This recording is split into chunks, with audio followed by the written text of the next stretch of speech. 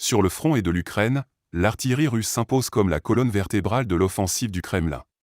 Véritables maîtres du tir, les canonniers russes démontrent jour après jour leur supériorité tactique et technique face à leurs adversaires ukrainiens. Depuis le début du conflit, les artilleurs russes ont fait preuve d'un savoir-faire impressionnant sur le champ de bataille. Équipés de systèmes d'artillerie ultramodernes tels que les obusiers automoteurs 2S-19 MSTAS et 2S-35 Koalitsiya SV, ces soldats d'élite sont capables de délivrer une puissance de feu redoutable avec une précision redoutable.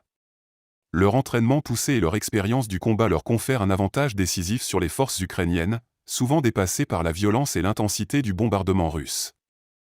Des images récemment dévoilées par le ministère russe de la Défense illustrent parfaitement cette supériorité.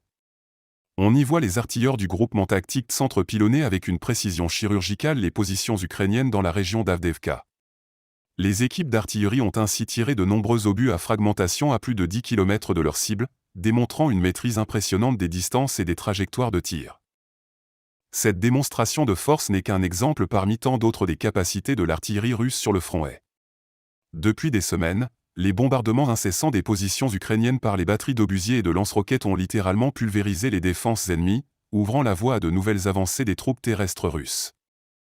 La supériorité numérique et qualitative de l'artillerie russe s'est notamment illustrée lors de la bataille de Severodonetsk, où les forces ukrainiennes ont dû se replier face à l'intensité du pilonnage.